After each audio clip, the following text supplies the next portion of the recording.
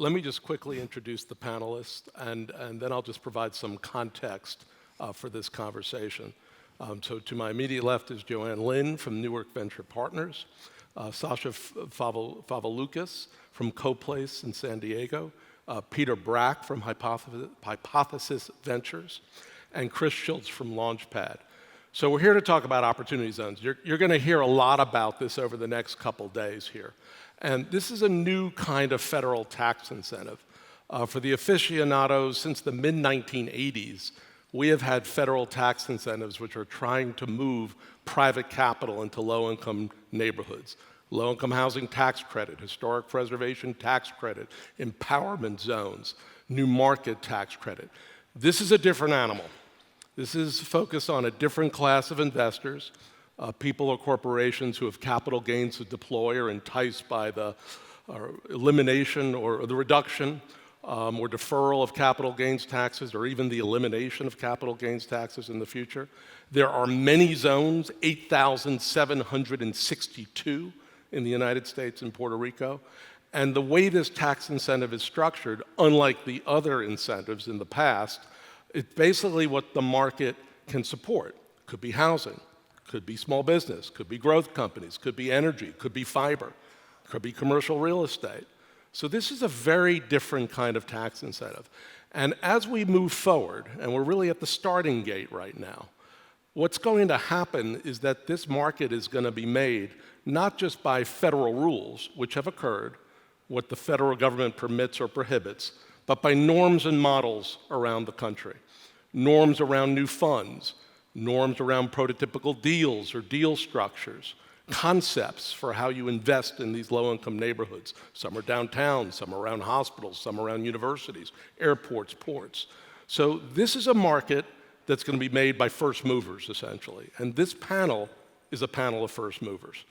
They are basically creating a whole range of funds and deal types and deal structures that a lot of people around the country are looking at because they are off the coast for the most part, or that portion of the coast that has not had the hyper growth. So I'm going to ask each of the panelists to talk essentially about their business thesis, their model, what they're trying to achieve, and a lot of what they were trying to achieve predated opportunity zones, and then we'll begin to go back and forth about that, what that means about how this market's going to be evolved. So let me start with Peter. We'll go a little out of order here and talk about Hypothesis Ventures. Thanks, Bruce. Before I talk about our approach, I'd like to do maybe a short commercial break for opportunity zones to follow on from what Bruce was saying earlier. I don't know that enough people understand just how enormous the opportunity is. If this works out the way it's intended to, it will transform the lives of pretty much everyone in this country. Everyone in this room, everyone across the country, in coastal cities and in towns all across the Midwest and the middle part of the country too. It's kind of like the way Google and Amazon have transformed our lives. Whether we invested in them or not is irrelevant. They've transformed the lives of pretty much everyone in the country and arguably around the world. But in this case, it's kind of like you know it's coming and you can invest too. That's how exciting this opportunity is, and that's why I'm personally so excited about what we see ahead of us. So at Hypothesis, we kind of came together as a ragtag group of entrepreneurs and investors 4 years ago. We were of the mind that innovation can't really be relegated to one geography or even a handful of geographies anymore. You can start a company anywhere. And our thesis was that cities like Detroit, cities like Pittsburgh, cities like Philadelphia and Kansas City were going to explode in innovation at some point. So we started investing early. When we did that, all of our friends and peers in the industry were kind of patting us on the heads and saying, good luck with that, that's exciting, have fun. Fast forward 4 years later, and I think we all know that the flavor of the moment is overlooked, undervalued markets. And entrepreneurship is happening literally everywhere. Everyone on this stage knows this from experience. So we were kind of doing opportunity zones before opportunity zones were cool. What we're so very excited about now is that if we do what we intend to do, we can do well and do a heck of a lot of good at the same time. We don't pretend to be impact investors. We're not looking at this from an impact lens at all. We're looking at this as a pure opportunistic thesis. And we see tremendous value. So our model is simple. We're looking at pretty much every market across the country that has been overlooked and undervalued, working with strong partners and scouts in those markets, identifying the very best founders, best in class, best ideas, and working hard with them to help bring their companies to market. And if we do our jobs right, that will create jobs, that will build community, and that will unfold in probably many ways that we don't even expect yet. And I think this opportunity is worth exploring for everyone in this room, no matter what your interest is, whether it's real estate, whether it's startups, whether it's community development, there is a flavor of opportunity zones for everyone. That's great, Peter. That's a great opening. And Joanne, if there is an overlooked, undervalued market on the East Coast, I would presume it's Newark, even though with all that proximity and all the incredible competitive assets. Talk about Newark Venture Partners, because you're also pre-OZ, pre-opportunity zone opportunity. So it'd be interesting to hear how you've operated. Absolutely, and I think that lays really nice groundwork for what we're doing at Newark Venture Partners. So Newark Venture Partners is not just a leading early stage venture capital fund, we're also a driving force for the economic revitalization of the city of Newark. Just back up a little bit, our fund is a $45 million fund. It's backed by large corporate institutions, including Amazon, Audible, Prudential, Dun & Bradstreet, who, it's not a coincidence, all have large corporate presence in the city of Newark or the surrounding area. We also received investment from leading investment individuals, including David Blitzer and Ray Chambers, and they all decided to put their capital with us based on a pretty simple but powerful premise, which is that if you were to strategically place a venture capital fund in an overlooked urban core, a city like Newark, and you equip that with capital, with strong community support, whether it's local government support, universities, community spaces, and the corporate connections, you're bound to be able to recruit the best entrepreneurs, right? And if you tell that entrepreneur that, and you're incentivizing them to grow their business in Newark because they have the backing of an entire city behind them, they're going to leverage all of those resources to scale. So, what does that mean for you as an investor? That means better returns. That also means greater economic impact for the city of Newark. So, we've been at this for about 3 years now. Our first fund is mostly fully deployed, and we're seeing some of the early signs that it's working, and we're really excited about that impact. We're really excited about the returns that we're making for our investment partners as well. There's still a lot of work to be done, absolutely, and we're really excited to see how this model scales in lots of different ways. So what's interesting about that is you're talking about local wealth that is being unlocked to invest locally, and also the network effect of public, private, civic institutions and leaders coming together in support of entrepreneurial growth. Absolutely. So we're going to see a lot of capital get aggregated. Then the question is, what does it invest in? Chris, talk about Launchpad, because I think You also have been in overlooked, undervalued markets. Yeah. Trying to curate the pipeline of entrepreneurs. What have you been doing, and how do you think Opportunity Zones affect it? Well, I think this is a story of the power of entrepreneurship to revitalize these markets. And our origin story is New Orleans post-Katrina. We started Launchpad 10 years ago and wanted to build two things. One was a physical space, so Launchpad is a co-working space, and the second is access to capital and an investment fund to invest in entrepreneurs, high-growth opportunities that are coming out of these markets. And so over the 10 years in New Orleans, entrepreneurs, companies working at Launchpad created 5,000 jobs, raised $160 million in venture capital, and graduated out into 600,000 square feet of commercial space in New Orleans. And so it really catalyzed not just the entrepreneurial ecosystem, but the business community in New Orleans. So about 2 years ago, we leveled up our vision. We realized that there are other cities across this country that look a lot like post-Katrina New Orleans, where there is a need for investment, but there is sort of nascent entrepreneurial activity. And so our business strategy is to open in what we call momentum markets. These are markets that have sort of an initial push, but are undervalued and underserved.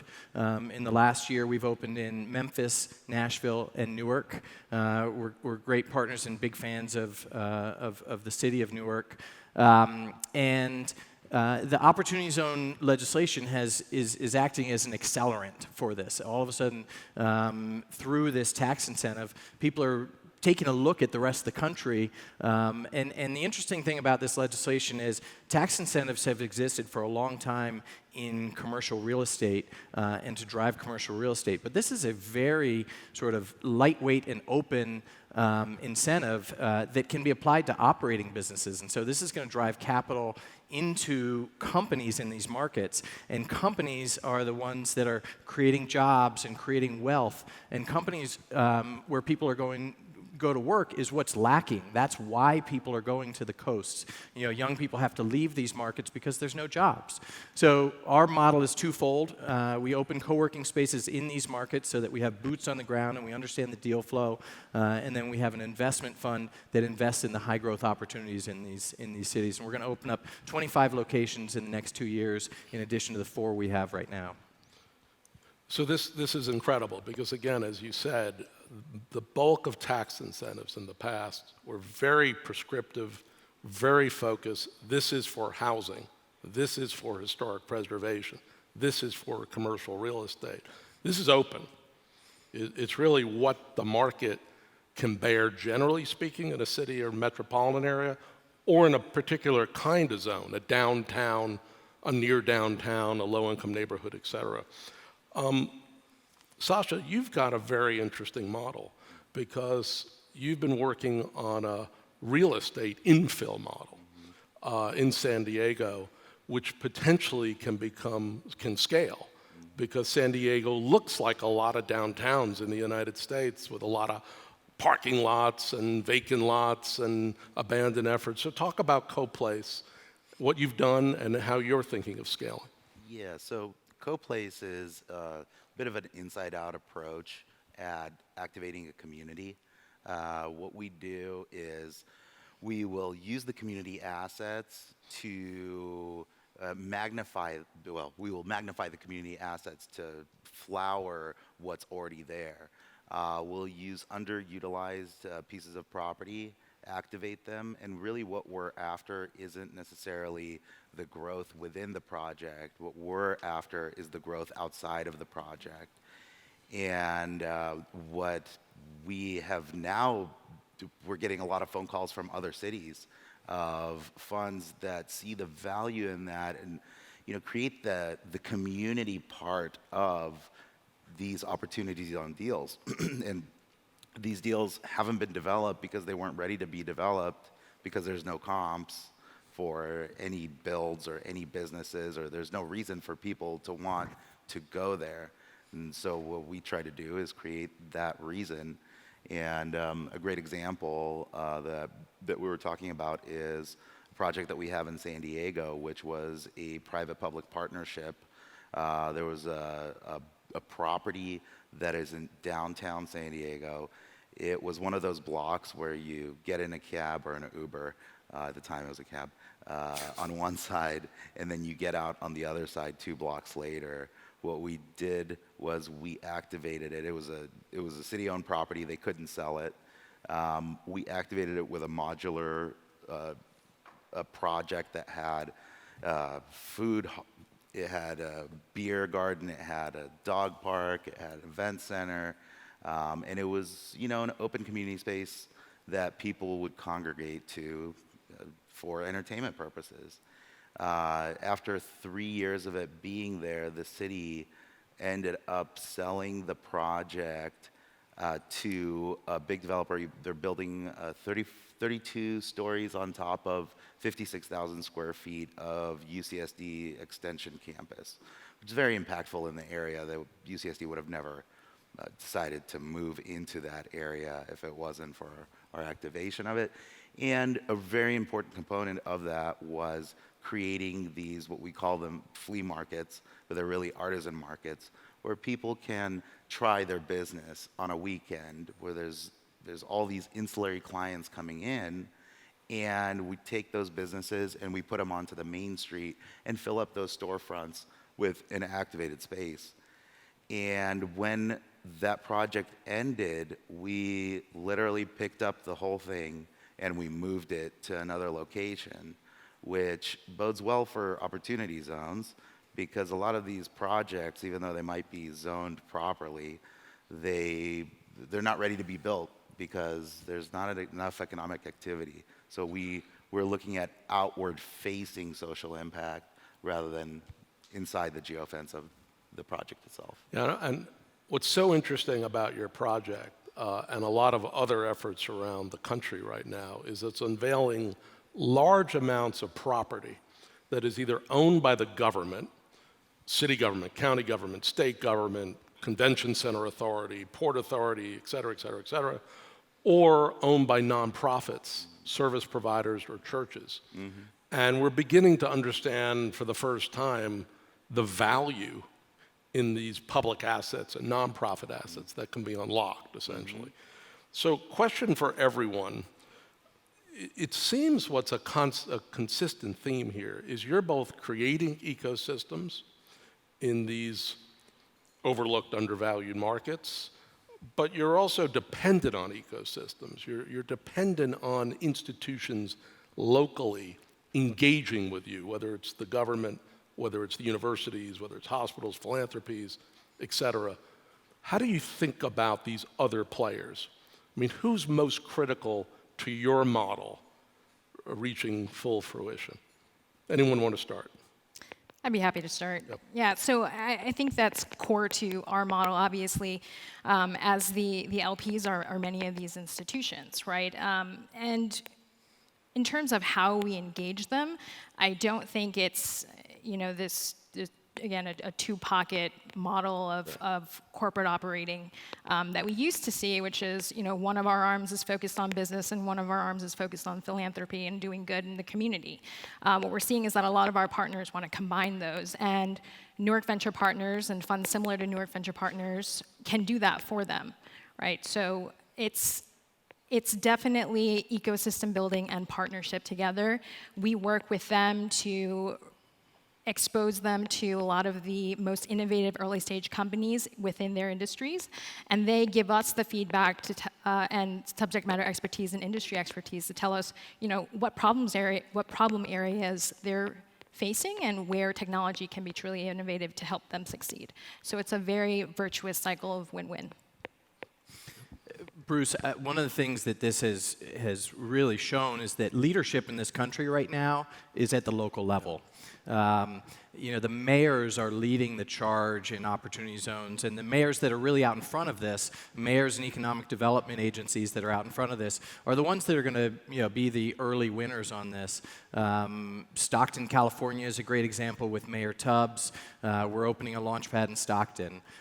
Louisville, Kentucky with Mayor Fisher, we're opening a launchpad in Louisville. And if the mayors and economic development agencies can catalyze the local wealth every market has some sort of local wealth.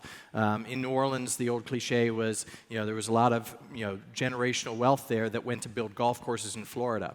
If family offices and wealth managers just take, 10% of your wealth and invest it locally, and I'm not talking about philanthropic dollars, I'm talking about dollars that are invested into your local ecosystem, and then that is paired with the leadership that, you're leading through Accelerator for America in these cities that are putting out prospectuses with, here's the opportunities, here's what we see are the catalytic projects that we want to ignite through opportunity zones. Those are the communities that are going to really benefit, where you pair wealth with that local leadership. I like this notion of the scouts, though. Just talk about that, because in a way, there are no barriers to entry to these markets. For folks in the audience and who are watching, go to the Accelerator for America website. You could find these investment prospectuses that have been prepared by Stockton, by Louisville, by Erie, by Dayton, basically unveiling their assets and advantages, and then identifying projects that are investor-ready and community-enhancing. But Peter, you're basically going another step, and you've got people on the ground sourcing the pipeline, right? I mean, it's quite interesting. Yeah, part of what makes venture capital work is network. And we didn't invent this model. Arguably, Sequoia invented this model and has perfected it over the years. We're taking a page out of that same book, but with a twist, in that we engage with at least 3 or 4 founders in every market where we want to be. And in our own experience of building portfolios over the years, the very best referrals to deal flow come from current portfolio founders. They know the management, they know taste, they know what portfolio construction aspiration looks like, and they're a great source of other founders. So what we've done is built this nationwide network of great entrepreneurs who have a gravitational pull in their own markets. They're the people that other founders want to go to and to learn from. Not just rich angel investors who, scrabble for deals in their own home markets, but working entrepreneurs who are building things and have built things before, who other entrepreneurs know and trust. And that we have found is a great source of introductions and network for us. And how much, so when both you and Chris are now in multiple markets, and you're probably both going to be pushed into multiple markets. How much, you're getting an enormous amount of attention right now, because again, there's this first mover advantage of people who pre-opportunity zones were already doing this in a lot of ways. And now you're seeing people say, well, come to our town. Is this replicable and scalable? Or how does it adapt as you go from market to market? Because the starting points in one city with a certain kind of university, certain kind of sector focus is different from others. So what's the adaptability as we begin to scale this? Anyone want to start? I think one of the things about local markets and sort of the challenges that cities face is if you level up, a lot of these markets actually start to look very, very similar, right? The job losses, manufacturing has left. Your kids grow up and they go to college and they have to go to New York or San Francisco to get a job. You hear the same things over and over. So I think one of the things that's happening is some of the successful entities, and our strategy certainly is to have a layer over all of these cities across the country, these momentum markets, for a couple reasons. One is that there's a reason that venture capital funds, Newark is probably an exception to this rule, aren't supported in markets like Memphis and New Orleans. There's actually not enough deal flow. There might be a high growth opportunity every 1 or 2 years. So for our model to work, it's imperative that we actually have a layer over these cities. But I also think that one of the things that is forming right now is there's a community of leadership around opportunity zones. Prior to this, we sort of just called it economic development or caring about your community, but now there's actually an industry that's forming, and so there's knowledge that's being transferred between these communities, because you don't have to relearn, the strategy each time. Our job is to actually take these models that work and begin to implement them around the country into these opportunity zones and these markets. It seems like there really is a ragtag group, so to speak, using your term. It feels like a field is getting developed here that is more about community wealth than what we used to call community development in many respects, because it cuts across so many sectors and so many disciplines that we're not even sure what to call it yet. But people are sort of popping up in different markets and expressing and unveiling what are assets, advantages, and real deals that were not understood before. Because the community development world was mostly focused on housing and low-income housing. And this is basically putting forward a radically different potpourri or a continuum of projects. Do you find this in Newark? I mean, is this an accelerant? Does it just build on itself? Because you go in early, you've got those few deals maybe at the beginning, and those companies that are almost like the parents, and then it's almost like a confidence factor that begins to play out. Absolutely, and you started by saying that there's going to be an emergence of new norms of types of funds and types of institutions and companies that are taking this economic revitalization of these overlooked communities into their core of their models, right? Combining a traditional venture capital model with community wealth or community development. And I think we're an excellent model of that in Newark Venture Partners. We work out of a 25,000 square foot co-working space because physical space and community is so huge, as you see with Launchpad and CoPlace as well. And out of 56 portfolio companies, we have 31 that have a presence working out of our space. We've got 13 that have committed to headquartering their company and growing there. And that means a lot. That means new job creation. That means they're recruiting interns from local universities. Those interns can go on and see them as a role model and become entrepreneurs themselves. So it's definitely a growth ecosystem that builds upon itself. We're really excited about that. I would also put it this way. I think we're not even in the first inning yet. Right. The field is being formed. Yeah. And we're all wearing a uniform of some kind. And we're all communicating with each other now. I wouldn't say all, but people are finding each other. What's really interesting is that different groups are taking different approaches. But we're all sort of generally pointed in the same direction. And some of us may be purely in it for impact. Some of us may be purely in it for opportunity. Some folks are meeting right in the middle with one pocket thinking. But take $6 trillion of capital gains that are sitting on the sidelines. And let's discount that. Let's say $1 trillion moves from markets that don't really need it to markets that really do. We're all coming at this from different directions. Some of us are really good at playing shortstop. Some of us are really good at playing first base. I'm not a baseball person, so I'm going to run out of analogy here. But we're all coming at it from maybe different angles, but trying to move this in the same direction.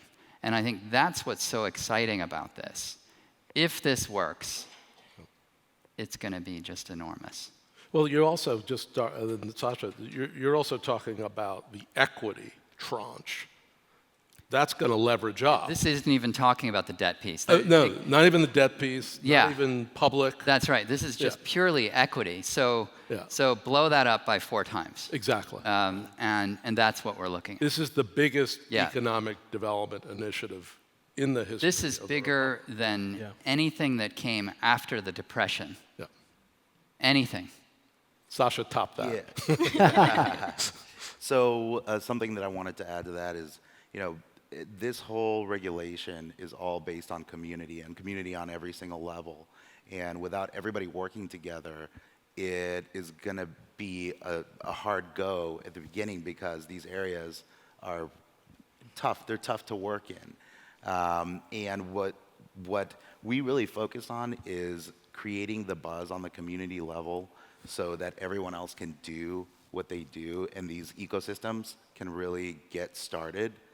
And we've seen projects and Amazon didn't move to, where was it? Because the people protested. I mean, that happens constantly, especially with real estate projects.